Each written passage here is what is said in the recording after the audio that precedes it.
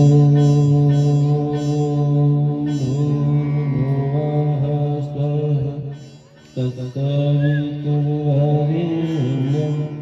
भर्गो देवस्य धीमहि धियो यो नः प्रचोदयात्।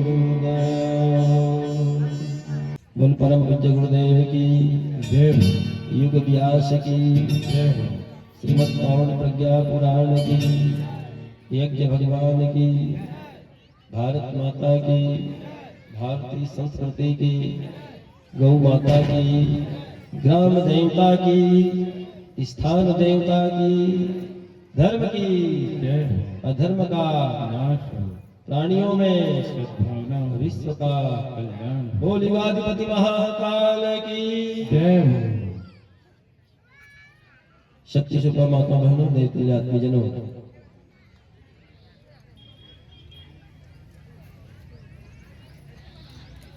मनुष्य जीवन को इस धरती में भगवान को सर्वोत्कृष्ट कलाकृति कहा गया है।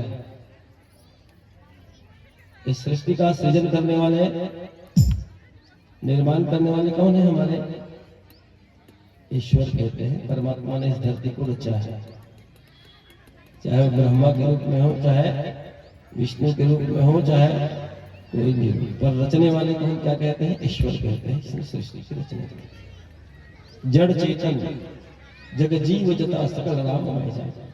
सारे जड़ चेतन दिख रहा है और परमात्मा की कलाकृति है। उनमें कहा है कि मनुष्य जो है उनकी सर्वोत्तम कलाकृति है भगवान का, ठीक है। पर ऐसे मनुष्य की स्वरूप आज बिगड़ते हुए चला गया। सर्वोत्कृष्ट कलाकृति भगवान की यह मनुष्य आज मनुष्य नहीं रहा। मानवता से दानवता की ओर हम चले गए। तब फिर से कहते हैं, जब जब ऐसे धर्म की हानि होती है, अधर्म पाप इस धरती पे फैलता है, बढ़ता है, तब किसी न किसी रूप में परमात्मा इस धरती पे क्या करते हैं जी? अवतार लेके आते हैं। धरती के भार को हल्का करने के लिए, भूमि के भार को हल्का करने के लिए आते हैं। ईश्वर किसी न किसी रूप में आते हैं और उनके साथी सहचर कौन बनते हैं? तो आदमी बनते हैं। मनुष्य को ही सहारा बनाया जाता है, मनुष्य को लिया जाता है। भले हम कहते हैं कि बंदर, भालू, गिद्ध, गिलहरी मनुष्य के रूप में, कोल, किरात, भील, आदिवासी, पिछड़े हुए जो लोग थे, ऐसे लोगों को भगवान साथ में लेते हैं। द्वापर युग जब आता है तो गोप ग्वालों को, छोटे छोटे लोगों को, गोकुल में कौन रहते थे? छोटे छोटे, भील है, अहीर है, यादव है, ऐसे छोटे छोटे लोग गोकुल में रहते थे। उनको साथ लिया और बहुत बड़े क्रांति अभियान शुरू किया, युग परिवर्तन का संस्कार। धरती में बहुत बड़े परिवर्तन लाए। नए युग का प्रादुर्भाव हुआ जिसका नाम द्वापर युग कहलाया। कलयुग में भी युग परिवर्तन होता है। देखो 4 युग है। कितने युग है? 4 युग। नंबर 1 का युग किसको कहते हैं? क्रम से आता है, नंबर में है। 1 नंबर में कौन सा युग आता है? परीक्षित महाराज बोलो। सतयुग। कौन सा युग आता है? दूसरे नंबर पे कौन सा युग आता है? त्रेता युग। दूसरे नंबर पे त्रेता युग आता है। तीसरे नंबर पे आता है द्वापर युग और चौथे नंबर पे कलयुग। 4 से 5वां युग है क्या? क्यों नहीं है ना? कि है। 4 से 5वां युग है, 4 ही युग है। तो कलयुग बीतेगा तो क्या आएगा? बोलो। सतयुग है। अरे भैया दिन कौन सा है? कौन सा दिन है जी? सोमवार। बीतेगा तो क्या आएगा? मंगलवार। तुम्हारे कहने से आएगा? ऐसे लोग कहते हैं, गायत्री परिवार क्या कहते हैं? साहब सतयुग आएगा। तो सतयुग नहीं आएगा तो क्या कलयुग आएगा? अब कलयुग तो जा ही रहा है, महीने तो बीत गए ना, तो क्या आएगा? सतयुग आएगा, द्वापर आएगा, त्रेता आएगा, सतयुग आएगा।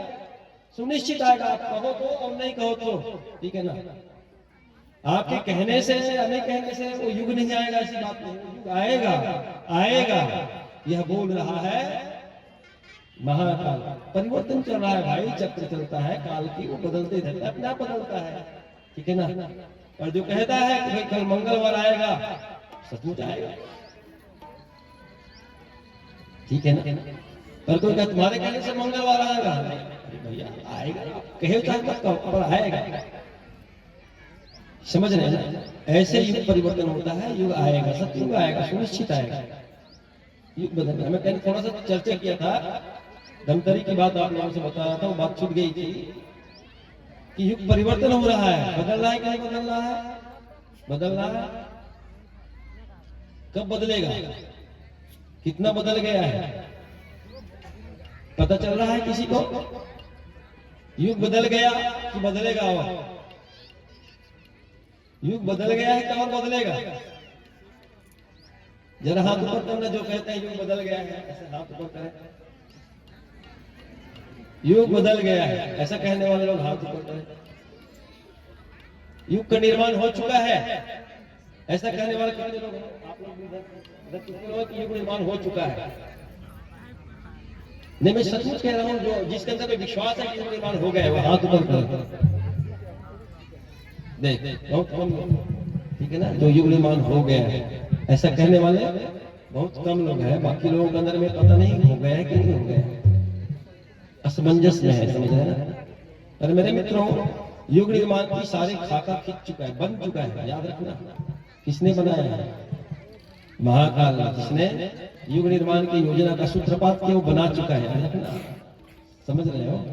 जैसे उदाहरण दे रहा हूं आपको, समझ लो। किसी का बाप अपने बेटे के लिए क्या बनाता है? मकान बनाता है। क्या बनाता है? मकान। मकान का निर्माण करता है, ठीक है। और निर्माण करने के बाद उस मकान को छोड़ के चला जाता है। अपने बेटे से कहता है कि बेटा मैंने मकान बना दिया, अब इस मकान में आप रहो, ठीक है। उस मकान में क्या नहीं लगा साहब? रंग रोगन नहीं लगा है, खिड़की नहीं लगी है, दरवाजा नहीं लगा है। तो उस मकान को आप बने हुए कहेंगे या नहीं बना बोलेंगे? बताओ। सिर्फ रंग रोगन लगाना बाकी है, खिड़की दरवाजा लगाना बाकी है, फिनिशिंग करना बाकी है। तो क्या कहेंगे आप? उसको मकान बन गया है कि अधूरा है? बन गया है कि मकान नहीं बना? निर्माण हुआ कि नहीं मकान की? हो गया। याद रखो, मकान का निर्माण हो जाता है, ढांचा खड़ी हो जाती है। अब बनाना तो, फिनिशिंग करना तो तुम्हारी जिंदगी भर चलता है जी, मरते दम तक चलता है। जब तुम घर में रहोगे ना तब तक तुम बनाते ही रहोगे, समझ रहे हैं। पर याद रखना, सजाते रहो तुम जब तक साज ना हो जाए। दीप यज्ञ भी आ रहा है तो उसको बताएंगे। सजाते रहो, युग निर्माण कर दिया है। आप क्या बात करते हैं? धोखे में मत रहना कोई भी। युग निर्माण हो चुका है। अब ऐसे नालायक बेटे को कौन कहेगा जिसने बाप ने तो बढ़िया सा मकान बना के दे दिया, अब तुम खिड़की नहीं लगा पा रहे हो, उसमें रंग रोगन नहीं कर पा रहे हो, तो गलती किसकी है? बाप की है बेटे की? तो इतने निकम्मे लोगों के लिए क्या कहेंगे यार? बताइए, ऐसे निकम्मे बेटे जिसके लिए बाप ने बढ़िया सा हवेली बना के चला गया और केवल खिड़की लगाना है, दरवाजा लगाना है, उसमें रंग रोगन करना है, डेंटिंग पेंटिंग करना है, क्या नहीं कर पाओगे तो फिर धिक्कार है। मैं तो कहता हूं, समझ रहे मेरे भाई, युग निर्माण हम क्या करेंगे? हम आप क्या करेंगे? हमें तो केवल अब संभालना, उसने निर्माण कर दिया, उसी को व्यवस्थित करना है साहब। चमकाओ, जितना बना सकते बनाओ। और मुझे बड़ी खुशी हो रही है आपकी इस उड़ीसा में आप लोगों के अंदर वो जज्बा को देख करके, उत्साह को, उमंग को देख करके। मेरे मित्रों, मैं तो तरह तरह हर प्रत्येक स्टेट में घूम चुका हूँ और जाते भी रहता हूँ, पर मैंने जो उत्साह और उमंग अभी वर्तमान समय की कह रहा हूँ, पहले जो हुआ था वो तो सबके अंदर में वो जोश, हर जगह जोश भरा हुआ था पूरे, जहाँ जहाँ भारत किसी कोने में आप निकल जाता है, हर आदमी के अंदर में उत्साह और उमंग ऐसा उमड़ता था जैसे कोई ज्वार भाटा आया। हर आदमी के अंदर में उल्लास और उमंग, हर बार त्याग करके लोग दौड़ दौड़ते थे छोटे छोटे कार्यक्रमों के लिए। मुझे बड़ी खुशी और शांति मुझे मिली। ऐसा उल्लास, ऐसा उमंग सदैव बनी रहेगा आपके अंदर, जो जज्बा कायम है मेरे मित्रों। और गुरुदेव के इस युग निर्माण की जो बिल्डिंग खड़ी हो चुकी है, महल जो खड़ा हो चुका है उसमें केवल आप लोग रंग रंग लगाने के लिए तैयारी में रहो, व्यवस्थित करो, उसको सजाओ, संभालो, संवारो। युग निर्माण तो हो गया यार, हम क्या करें। महान चेतना ने युग निर्माण कर दिया, इसलिए आओ उसमें रंग रोगन क्या करना है, कैसे लगाना है, मैं प्रज्ञा पुराण के माध्यम से आपको बताने जा रहा हूं। सुनिए, अभी भी पंडित श्री राम शर्मा आचार्य जी इस धरती में उतर के आएंगे। ऐसे हो कैसे, जब पंडित रूप किशोर और माता दान कुंवरी जहां खड़ी हो जाएगी वहां पंडित श्री राम शर्मा आचार्य जी उतर के आ जाएंगे। समझ रहे हैं? जहां दशरथ और कौशल्या हो जाएंगे वहां राम उतर के आ जाएंगे। जहां वसुदेव और देवकी खड़ी हो गई ऐसे दाम्पत्य में कृष्ण उतर के आते हैं मेरे भाई। समझ रहे हैं? कौन कहता है कि दुश्मन नहीं है? याद रखो, दाम्पत्य के गृहस्थ की आवश्यकता है, क्योंकि जितने महापुरुष इस धरती पे आए, जितने अवतार जितने इस धरती पे उतर के आए हैं, ऐसे गृहस्थ में आए हैं, गृहस्थ को आधार बनाया है। और आप जरा दृष्टि शास्त्र की देखिए, जितने हमारे ऋषि महापुरुष हुए हैं, बड़े बड़े तत्ववेत्ता और ज्ञानी हुए हैं, सब गृहस्थी रहे और उसी गृहस्थ को आधार बनाकर के हमारे देव पुरुष, महापुरुष, दिव्य आत्माएं इस धरती पे अवतरित होते हुए आज इसी की शक्ति चर्चा है। और तब गुरु जी ने एक सूत्र दिया है। क्या सूत्र दिया साहब? युग निर्माण कैसे होगा बेटा? तो हम लोगों ने क्या उत्तर दिया? युग निर्माण कैसे होगा? तो उत्तर में क्या बोलते हैं जी? व्यक्ति के निर्माण से। ठीक है ना? युग निर्माण कैसे होगा? तो हम कहते हैं व्यक्ति के निर्माण से। तो व्यक्ति का निर्माण कैसे होगा? तो इसके लिए क्या सूत्र है व्यक्ति के निर्माण होने का? और कहाँ होगा? व्यक्ति का निर्माण कैसे होगा, कहाँ होगा? समझ रहे हैं ना? ये विषय है हमारे पास में। बहुत बड़े प्रश्न है मेरे मित्रों, इसी पे हम सबको सोच रहे हैं, विचार रहे हैं, उसके लिए तैयारी कर रहे हैं। यही है रंगरोगन लगाना। समझ रहे हैं ना? व्यक्ति निर्माण कहा, व्यक्ति निर्माण होगा बेटा तभी युग निर्माण होगा। मैंने तो सारे खाता खींच दिया है, बना दिया है। व्यक्ति का निर्माण होगा मेरे मित्रों इस परिवार के संस्थान से। इसके सूत्र दिया परम पूज्य गुरुदेव ने, मैंने जो बताया था आपको। व्यक्ति निर्माण के 4 सूत्र है। व्यक्ति निर्माण के कितने सूत्र है? 4 सूत्र है। साधना, स्वाध्याय, संयम और सेवा। साधना, स्वाध्याय, संयम और सेवा, ये व्यक्ति निर्माण के 4 सूत्र है। और व्यक्ति विकास के, व्यक्तित्व विकास के 4 सूत्र है। समझ रहे हैं? ये व्यक्ति निर्माण के 4 सूत्र हुआ, साधना, स्वाध्याय, संयम और सेवा। व्यक्तित्व परिष्कार, उसके परिष्कार के 4 सूत्र है। इसको बोलते हैं समझदारी। नंबर 1 पे क्या आता है? समझदारी। नंबर 2 ईमानदारी। नंबर 3 जिम्मेदारी। और नंबर 4 बहादुरी। याद रखो, ये 4 सूत्र है। इनके द्वारा ही ये निर्माण संभव है। पर होगा कहाँ? ये तो कैसे होगा तो ये सूत्र है, पर कहाँ होगा? तो होगा परिवार संस्थान से होगा। कहाँ से होगा? परिवार संस्थान से होगा। फिर आगे चल कहाँ होगा? तो गुरुकुल से होगा। कहाँ होगा? पहले बच्चे का निर्माण कहाँ होता है? व्यक्ति का निर्माण परिवार में होता है। व्यक्ति का निर्माण पहले कहाँ से शुरू होगा? परिवार से होगा। और फिर आगे थोड़ा सा बढ़ेगा तो कहाँ से होगा? गुरुकुल से होगा। इसलिए गुरुकुल की परंपरा हर जगह स्थापित करने की आवश्यकता पड़ गया है। इसके लिए आप लोग भी सोचो और इस क्षेत्र में एक गुरुकुल तैयार करो। इसलिए मैं निवेदन करूं आप सभी को, गुरुदेव की ही कृपा से पंडित श्री राम शर्मा आचार्य जी के नाम से ही गुरुकुल संचालित हो रहा है। पंडित श्री राम शर्मा आचार्य जी गुरुकुलम का संचालन हो रहा है दल्ली राजहरा बालोद जिला में, छत्तीसगढ़ में। और मैं वहां रहता हूँ एक सेवक के रूप में, मैं वही सेवा कर रहा हूँ। गुरुकुल संचालित हो रहा है, आपको देखने के लिए आना पड़ेगा, आइए। और ऐसे ही एक भूमि मैंने सुना है कि इस भूमि को दान कर दिया है। कितनी सुंदर भूमि में आपको मिला हुआ है, देखो रोड से लगा हुआ है यहाँ पे आप लोग, और पास में लगा हुआ और एक विद्यालय है। आप संचालित कीजिए कि गुरुकुल संचालित करो। निर्माण, सच्चा निर्माण कहाँ से होता है मैं बता रहा हूँ। व्यक्ति का निर्माण मेरे मित्रों गुरु जी ने कल्पना किया था, कहा था और गुरु जी ने कहा भी था कि बेटा तुम कुछ मत करना, तुम तो बस मेरे काम को गति देने के लिए थोड़ा सा प्रयास करो, बच्चा मैं ला के दूंगा। मैं उनकी कहा हुआ एक अक्षर सा कह रहा हूं, बच्चा मैं ला के दूंगा, तुम्हें बच्चा नहीं ढूंढना है। और आज तक मैंने बच्चा ढूंढने नहीं गया। आपको ताजुब होगा कहां दूर दूर से बच्चे वहां भेज रहे हैं, आ रहे हैं, जिसकी हमने कल्पना नहीं किया है। बच्चा मैं भेजूंगा, बस आपको क्या करना है बेटा, उस बच्चों के साथ बैठना है और बैठ के क्या करना है, मेरी अच्छी अच्छी बातें हैं, मेरी बात है, मेरे विचार हैं, उनको बताना है। गुरुकुल के लिए कहा गुरु जी ने स्पेशल गुरु जी की लिखी हुई बात कर रहा हूं।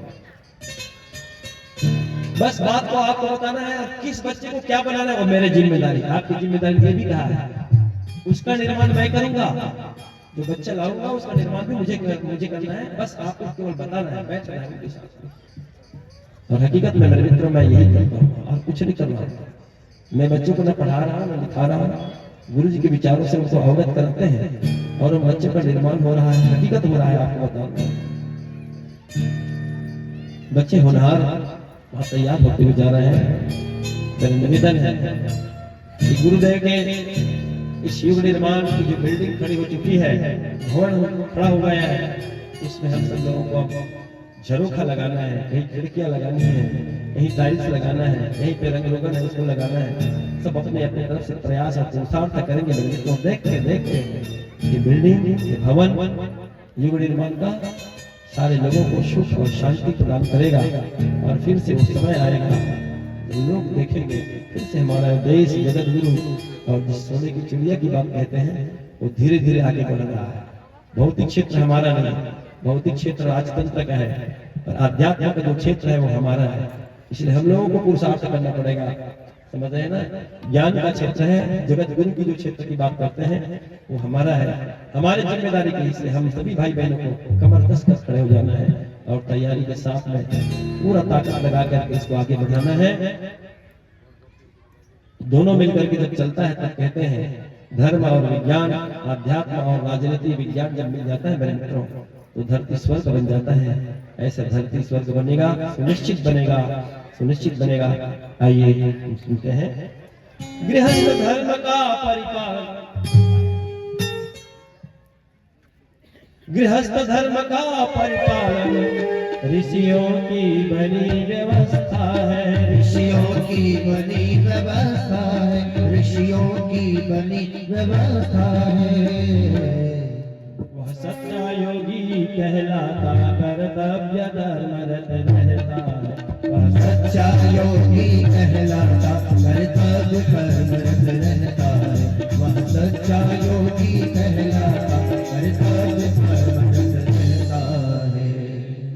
चारों आश्रम में सर्वश्रेष्ठ गृहस्थ आश्रम कहलाता है, गृहस्थ आश्रम कहलाता है, गृहस्थ आश्रम कहलाता है। यदि है गृहस्थ तो योगी तो परिवार स्वर्ग बन जाता है, यदि है गृहस्थ सहयोगी तो परिवार स्वर्ग बन जाता है, यदि है गृहस्थ सहयोगी तो परिवार स्वर्ग बन जाता है। वेद शास्त्र उपनिषद सभी इसकी महिमा को गाते हैं, इसकी महिमा को गाते हैं, इसकी महिमा को गाते हैं। है धन्य गृहस्थ आश्रम कहकर, है धन्य गृहस्थ आश्रम कहकर इस देव ऋषि क्या कहते हैं। है धन्य गृहस्थ आश्रम कहकर असली गलत बनाते हैं, है धन्य गृहस्थ आश्रम कहकर इस देव ऋषि क्या बनाते हैं। बोल श्रीमद् पावन प्रज्ञा पुराण की जय हो। आत्मजन माताओं बहनों याद रखिए।